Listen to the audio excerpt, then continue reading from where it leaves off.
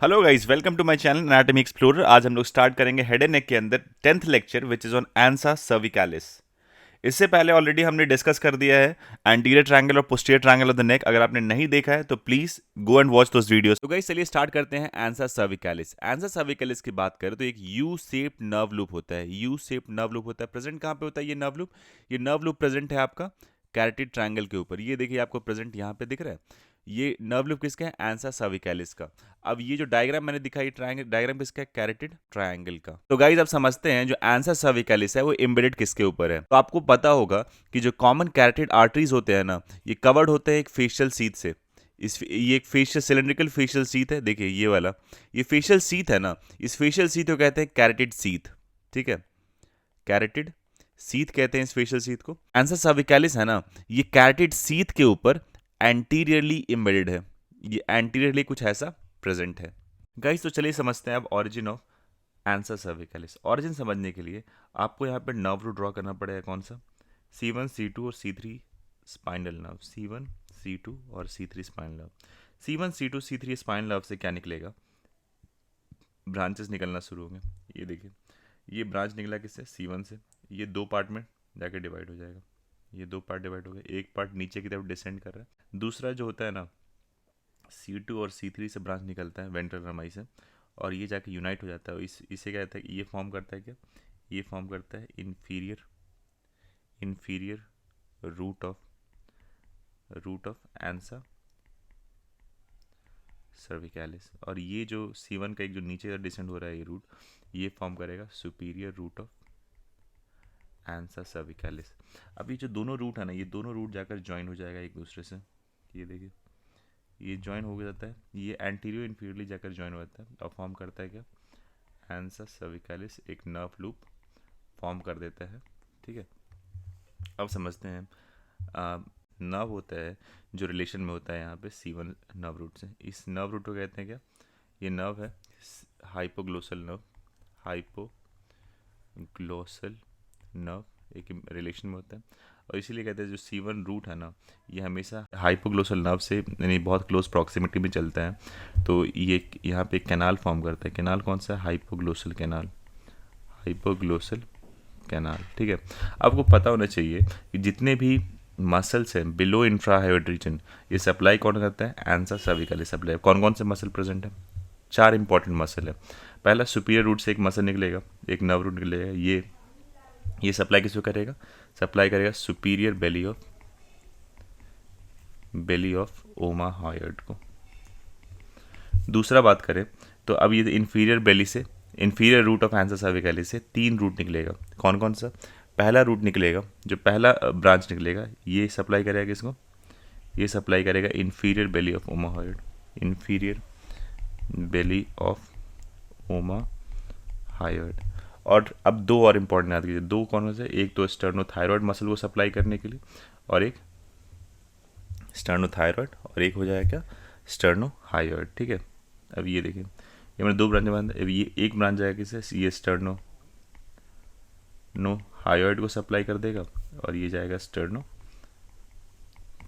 को।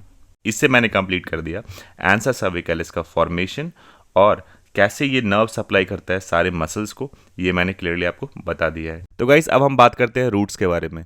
Roots already मैंने बता दिया आपको कैसे फॉर्मेशन हो रहा है रूट्स का। ठीक है, इन्फीरियर रूट और सुपीरियर रूट कैसे बन रहा है।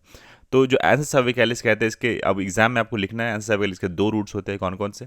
एक तो इन्फीरियर रूट और दूसरा होता है सुपीरियर रूट। ठीक है, अगर हम बात करें किसका, अगर हम बात करें सुपीरियर रूट के बारे में, तो सुपीरियर रूट को कहते हैं डिसेंडेंट्स हाइपोग्लोसाई कहते हैं। ये नाम याद रखिएगा थोड़ा, कि जो सुपीरियर रूट है इसका नाम है डिसेंडेंट्स हाइपोग्लोसाई। अब डिसेंडेंट हाइपोग्लोसाई क्या होता है? ये बना कैसे?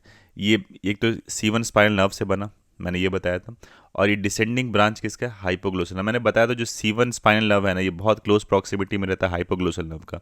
तो क्लोज प्रॉक्सिमिटी रहने में जो भी यहाँ से जो हाइपोग्लोसल कैनाल से जो भी ब्रांच निकलता है वो दोनों का होता है, हाइपोग्लोसल नर्व का भी और C1 स्पाइनल नर्व का। तो यानी superior root is found by C1 spinal nerve and hypoglossal nerve मिलकर बनाया गया सुपीरियर रूट बनाया एंसा सर्विकैलिस का। और ये क्या होता है? ये डिसेंड करता है डाउन। ये डिसेंड करता है डाउन किसके ऊपर? आप थोड़ा रिलेशन समझते हैं। ये डिसेंड डाउन, ये कौन सी आर्टरी दिख रहा है आपको? कॉमन कैरोटिड और इंटरनल कैरोटिड के ऊपर ही डिसेंड करता है कौन? Superior root. अब गाइस हम बात करेंगे इन्फीरियर रूट के बारे में। तो इन्फीरियर रूट बनता है किससे? C2 और C3 से बनता है। ठीक है। C2 C3 मिलके बनाया क्या, inferior root. C2 C3 decent किसके ऊपर है, डिसेंट देखिए यहाँ पे कौन सा वेन दिख रहा है आपको, इंटरनल जुगुलर वेन दिख रहा है, इंटरनल जुगुलर वेन दिख रहा है आपको यहाँ पे, ठीक है। इसका रिलेशन किसका है, anterior to internal jugular vein है। किसका रिलेशन, इन्फीरियर रूट का रिलेशन है anterior to internal jugular vein, ठीक है। और कंटिन्यू करता है antero inferiorly to form what, ये एंटीरियो इन्फीरियरली कंटिन्यू करता है और ज्वाइन कर लेता है किसी सुपीरियर रूट से, और क्या फॉर्म करता है, एंसा सर्विकैलिस फॉर्म करता है, ठीक है। अब किस लेवल पे एंसा सर्विकैलिस फॉर्मेशन होता है, इस ये जो लेवल है ये है किसका, क्रिकॉइड कार्टिलेज का, क्रिकॉइड कार्टिलेज का लेवल है। मैंने ऑलरेडी आपको डिस्ट्रीब्यूशन बता दिया एंसा सर्विकैलिस का।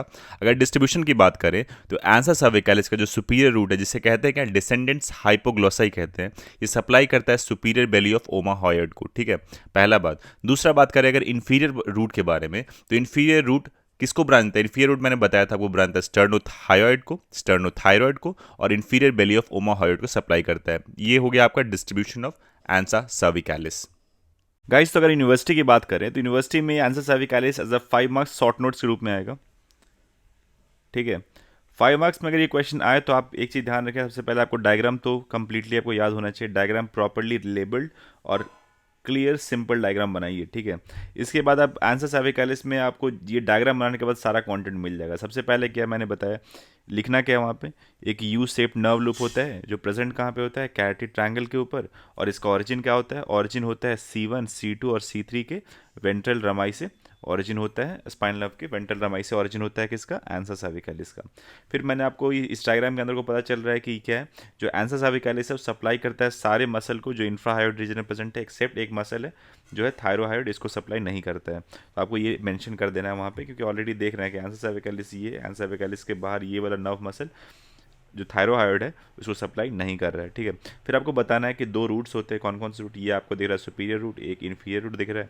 फिर सुपीरियर रूट का ऑरिजिन बताइए और इन्फीरियर रूट का ऑरिजिन बताइए। सुपीरियर रूट का ऑरिजिन कहाँ से होगा, from hypoglossal nerve and nerve fibre from C1 spinal nerve, ठीक है। उसी तरह इन्फीरियर रूट की बात करें तो इन्फीरियर रूट का ऑरिजिन कैसे होगा, इन्फीरियर रूट का ऑरिजिन था C2 और C3 के स्पाइनल नर्व से ऑरिजिन है, ठीक है। अब हम बात करते हैं कैसे कि डिस्ट्रीब्यूशन बताइए। फिर इसके डिस्ट्रीब्यूशन की बात करें तो डिस्ट्रीब्यूशन को पता है, सुपीरियर रूट सप्लाई किसको करता है, सुपीरियर बेली ऑफ ओमाहॉयड को। उसी तरह इन्फीरियर रूट सप्लाई करता है इन्फीरियर बेली ऑफ ओमाहॉयड एंड को, स्टर्नोथायरॉयड को और स्टर्नोहायड को। बस इतना आपको यूनिवर्सिटी एग्जाम में लिखना है, वो डेफिनेटली 5 मार्क्स मिलेगा ऐसे अगर आप प्रेजेंट कीजिएगा यूनिवर्सिटी के अंदर तो। That's all guys, thank you so much। अगर आपको वीडियो पसंद आया तो please do like share and subscribe to my channel and please give your valuable feedbacks in the comment section. I will be so much thankful for your feedbacks। That's all, thank you so much।